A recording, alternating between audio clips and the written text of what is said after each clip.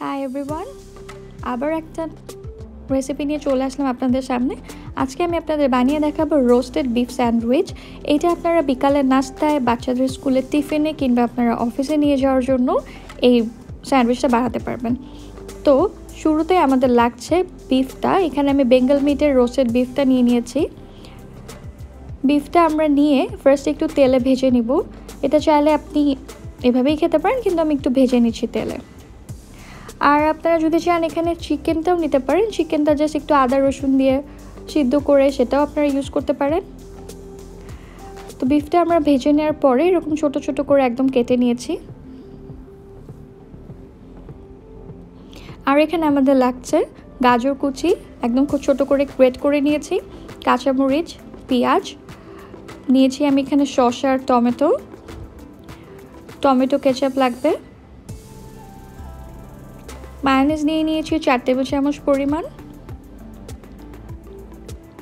আর নিয়ে নিচ্ছি গোলমরিচের গুঁড়ো। এটা টেস্ট অনুযায়ী যে পরিমাণ ঝাল খেতে চান।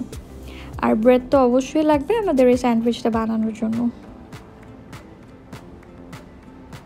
এখানে আমাদের বিফ যেটা আমরা ভেজে নিয়েছিলাম সেটা আছে। সো খুবই কম উপকরণ লাগছে আমাদের এই স্যান্ডউইচটা বানানোর জন্য, খুব তাড়াতাড়িও হয়ে যাবে এটা বানানো আমাদের। বিকালের নাস্তায় আপনারা এটা একবার ট্রাই করবেন, বাচ্চাদের স্কুলের টিফিনও এটা ট্রাই করবেন। খুবই মজার হয় এই স্যান্ডউইচটা খেতে। খুবই সামান্য কিছু জিনিসই আমাদের লাগবে এটা বানাতে। তো ফার্স্টে আমরা যেটা করব, পাউরুটির সাইডে যে ব্রাউন কালারের দিকটা আছে আমরা এগুলো একটু কেটে নিব। মানে আমরা যে স্যান্ডউইচ মেকারটা ঠিক সেটার সাইজ মতন আমি কেটে নিচ্ছি। আপনারা চাইলে এটা না কেটেও স্যান্ডউইচটা বানিয়ে নিতে পারেন।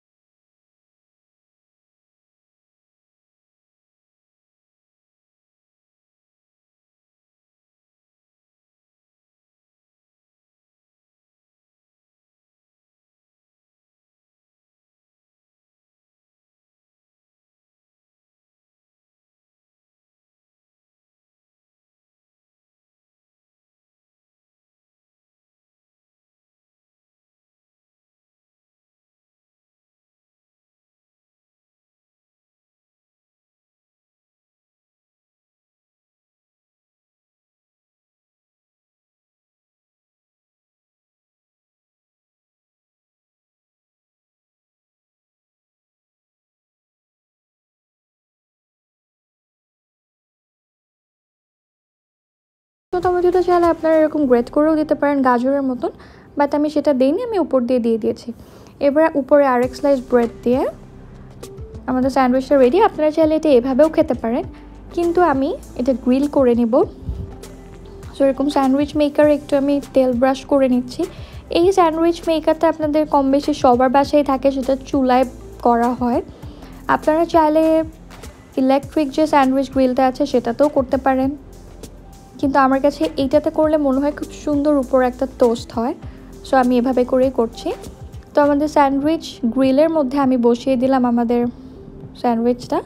এবার এটা সুন্দর করে লাগিয়ে আমরা এটা গ্রিল করতে যাচ্ছি। তো চুলার আঁচটা একদম মিডিয়াম লো হিটে দিয়ে চুলার উপরে আমরা এটা বসাই দিব। এক সাইড হতে আমাদের 3 মিনিট মতো সময় লাগবে। তো এক সাইড হয়ে গেলে আমরা উল্টিয়ে আরেক পাশ দিয়ে দিচ্ছি। এটা বারবার উল্টানোর দরকার নেই, একবার উল্টালেই হয়ে যায়। তো আমি আপনাদের এক পাশে উঠিয়ে দেখাচ্ছি এটা কত সুন্দর টোস্ট হয়ে গিয়েছে উপরে, দেখুন। সো খুব সহজেই কিন্তু আমাদের স্যান্ডউইচটা বানানো হয়ে যায়। এভাবে করে আমি সবগুলো স্যান্ডউইচই বানিয়ে নিলাম। আশা করি আমার রেসিপিটা আপনাদের আজকে ভালো লেগেছে। সো ভালো লাগলে অবশ্যই আমার এই রেসিপিটা একটা লাইক দিবেন, আপনার ফ্রেন্ডস অ্যান্ড ফ্যামিলির সাথে এটা শেয়ার করবেন। আর যারা যারা এখন আমার চ্যানেলটি সাবস্ক্রাইব করেননি, প্লিজ সাবস্ক্রাইব করে আমার পাশেই থাকবেন। সবাইকে অনেক ধন্যবাদ আমার রেসিপিটা আজকে দেখার জন্য। এরপরে চলে আসবো খুব তাড়াতাড়ি নতুন আর একটা রেসিপি নিয়ে। সেই পর্যন্ত তো সবাই আমার সাথেই থাকবেন এই আশা করছি। Thank you so much.